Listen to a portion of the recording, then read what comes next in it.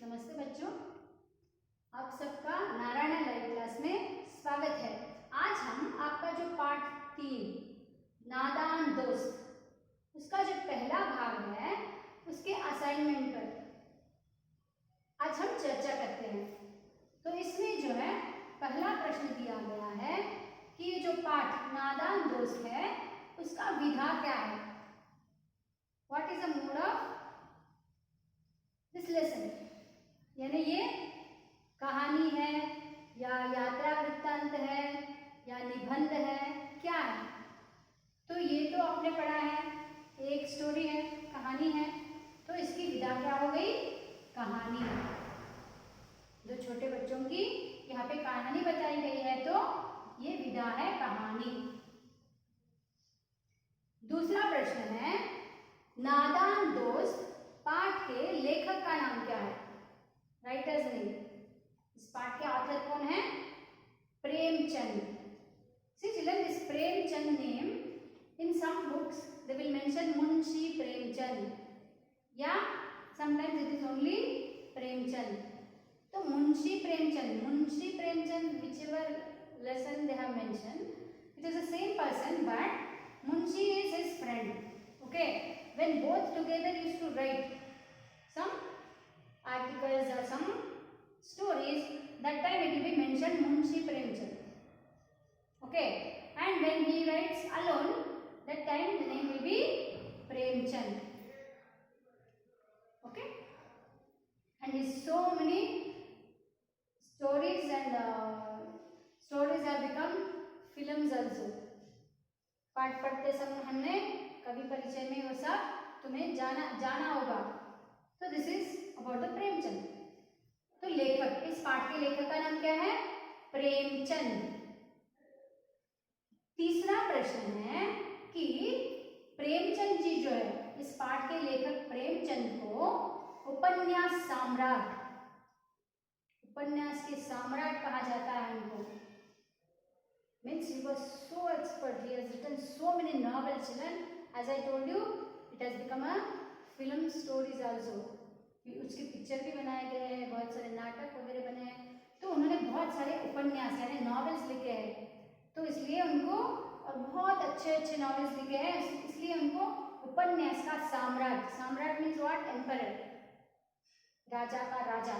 तो उपन्यास का सम्राट ऐसा उनको किसी ने कहा था। तो ऐसा उन्हें किसने कहा था, तो उपन्यास सम्राट की उपाधि उन्हें किसने दी, बंगाल के जो उपन्यासकार थे, वन मोर ग्रेट नॉवेलिस्ट जो थे Sharat Chandra Chattopadhyay, he is also one of the great writer. तो शरत चंद्र चट्टोपाध्याय जी ने प्रेमचंद को उपन्यास सम्राट का खिताब दिया था, उन्हें संबोधा था, उनको बुलाया था उपन्यास सम्राट कहकर। ओके, तो प्रेमचंद को उपन्यास सम्राट के नाम से किसने संबोधा था, उपन्यासकार, और एक उपन्यासकार, वो बंगाल के रहने वाले थे, शरत चंद्र चट्टोपाध्याय। तो आपका जो चौथा प्रश्न है, फोर्थ क्वेश्चन, कि चिड़िया ने, नाउ यू नो दिस नादान दोस्त स्टोरी में क्या होता है, चिड़िया क्या करती है, अंडे रखती है। तो उन्होंने पूछा है चिड़िया ने कितने अंडे दिए थे, how many eggs she laid. तो चिड़िया ने 3 अंडे दिए थे। कितने अंडे दिए थे, 3 अंडे, 3 eggs। ओके, और पांचवा प्रश्न है चिड़िया ने अंडे को कहां पर दिए थे, कहां उसने अंडे डाले थे। तो चिड़िया ने अंडे कार्निस पर, यू नो दैट सज्जा होता है खिड़की के ऊपर या सामान रखने के लिए जो जगह बनाई जाती है उसको क्या कहते हैं, कार्निस। ओके, खिड़की वगैरह जो रहती है उसके ऊपर जो सज्जा बनता है उसके ऊपर उसने अंडे दिए थे। तो चिड़िया ने कहां पर अंडे दिए थे, चिड़िया ने अंडे कार्निस पर दिए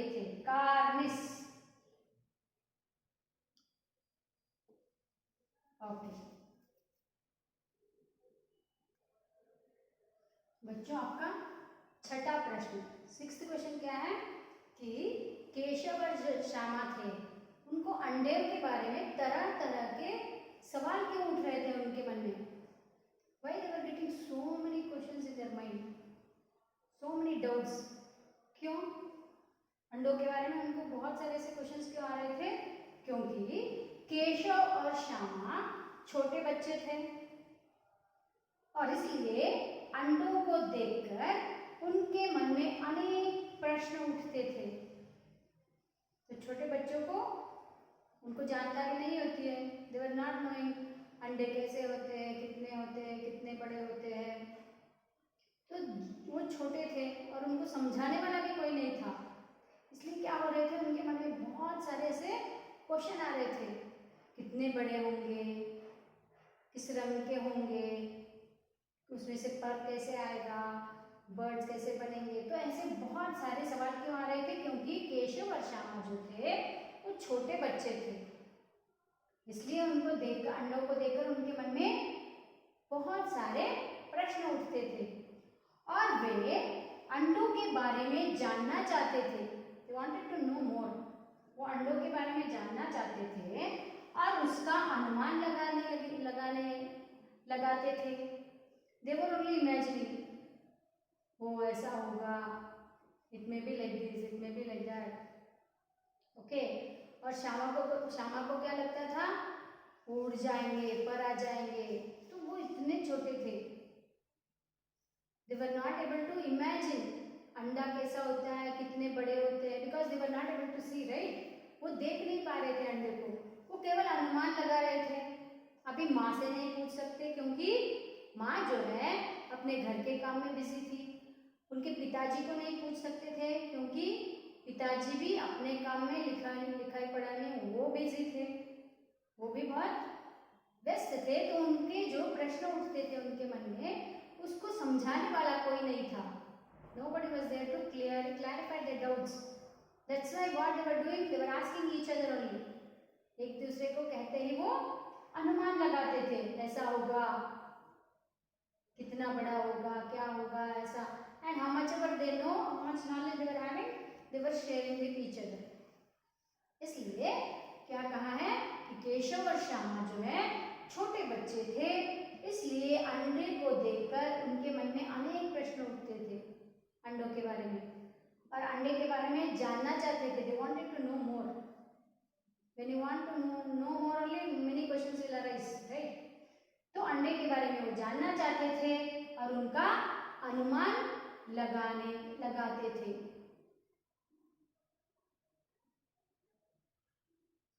तो आपका 7वां प्रश्न है, केशव इस पेचीदा सवाल का जवाब कुछ न दे सका। So this is one sentence. इस पंक्ति में ये जो रेखांकित शब्द है, अंडरलाइन वर्ड का हमें क्या बताना है? शब्द भेद बताना है। ग्रामर का कौन सा भाग है? पेचीदा मीन ट्रिकी, पेचीदा सवाल। He could not answer the difficult question या ट्रिकी क्वेश्चन। तो सवाल क्या है? संज्ञा, it is noun. Question means noun. And कैसा सवाल? पेचीदा। एंड वी नो कि हमें पता है कि संज्ञा की विशेषता बताने वाले शब्द को हम क्या कहते हैं? विशेषण कहते हैं। तो सवाल कैसा है? Tricky question. तो हमें सवाल के बारे में विशेषता बताने वाला ये शब्द है पेचीदा, इसलिए यह रेखांकित शब्द क्या हो गया? विशेषण। ओके। तो 8वां प्रश्न है मुश्किल। मुश्किल है ना, डिफिकल्ट। इस शब्द का विलोम शब्द लिखिए। विलोम का मतलब क्या होता है? अपोजिट, विरुद्धार्थी शब्द। तो डिफिकल्ट का अपोजिट क्या हो गया? इजी। तो उसको हिंदी में क्या कहते हैं? आसान। तो मुश्किल का विलोम शब्द है आसान। आपका 9वां प्रश्न है उन्होंने अनुमान लगाया कि, वो क्वेश्चन, ये लाइन दी गई है, उन्होंने अनुमान लगाया कि अंडे कितने होंगे, कैसे होंगे। तो यहाँ पे एक शब्द जो है उसको रेखांकित किया है, अंडरलाइन किया है, उन्होंने। तो उसका शब्द भेद क्या है? ग्रामर में व्याकरण का कौन सा भाग है ये? उन्होंने, दे। तो उन्होंने यानी किसने? श्यामा और उसका भाई केशव। केशव और श्यामा ने अनुमान लगाया, अंडे के बारे में अनुमान लगाया। Now instead of Shyama and Keshav we use the word उन्होंने। तो श्यामा और केशव जो है संज्ञा, तो संज्ञा के स्थान पर हम जब किसी और शब्द का प्रयोग करते हैं तो उसे क्या कहते हैं? सर्वनाम। The word which is used in the place of noun is called pronoun. और ये जो है उन्होंने, उन्होंने यानी उन दोनों ने, those two. Now I am the speaker, you are the listener, and we both are talking about Shama and Keshav. तो वक्ता, श्रोता और अन्य के लिए जिस सर्वनाम, जो सर्वनाम शब्द उसका बोध करता है उसे हम क्या कहते हैं? पुरुषवाचक सर्वनाम। तो उन्होंने क्या हो गया? ये सर्वनाम है और उसमें कौन सा है? इन सर्वनाम वी हैव 6 टाइप्स, राइट? तो उसमें उन्होंने is used for they, third person. तो इसलिए ये क्या हो गया? पुरुषवाचक सर्वनाम, third person personal pronoun. But if you right only पुरुषवाचक इट्स मोर देन इनफ। उसमें उत्तम पुरुष है, मध्यम पुरुष है, अन्य पुरुष। इन पुरुषवाचक only we have 3। The pronoun which you use for the speaker, मैं, हम, एंड सुनने वाले के लिए तुम, तू, you, yours, and third person के लिए, अन्य पुरुष के लिए, उत्तम पुरुष, मध्यम पुरुष और अन्य पुरुष। तो उसके लिए हम क्या कहते हैं? वह, वे, उन्होंने। तो ये शब्द क्या हो गया? उन्होंने अनुमान लगाया कि अंडे कितने होंगे वगैरह। तो उसमें ये उन्होंने शब्द जो है इट इज पुरुषवाचक सर्वनाम। ओके। और 10वां प्रश्न है कि अम्मी जी को मत दिखाना। इन दिस सेंटेंस, इस पंक्ति में रेखांकित शब्द जो है, रेखांकित शब्द का मतलब अंडरलाइन वर्ड, इसका भी हमें शब्द भेद जानना है। ग्रामर में ये कौन सा भाग है? मत दिखाना। सी, दिखाना means showing, it's an action word. So we are describing. The word which describes the verb is called adverb. क्रिया की विशेषता बताने वाले शब्द को हम क्या कहते हैं? क्रिया विशेषण। तो इसमें अभी मत दिखाना, नहीं दिखाना, तो ये बता रहा है कि मत दिखाओ, नहीं दिखाना।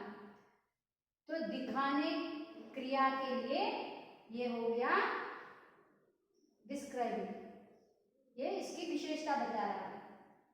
तो इसलिए इस शब्द को, ये रेखांकित शब्द क्या हो गया? क्रिया विशेषण। ये क्रिया की विशेषता बता रहा है, इसलिए इसे क्या कहते हैं हम? क्रिया विशेषण। समझ में आ गया? धन्यवाद।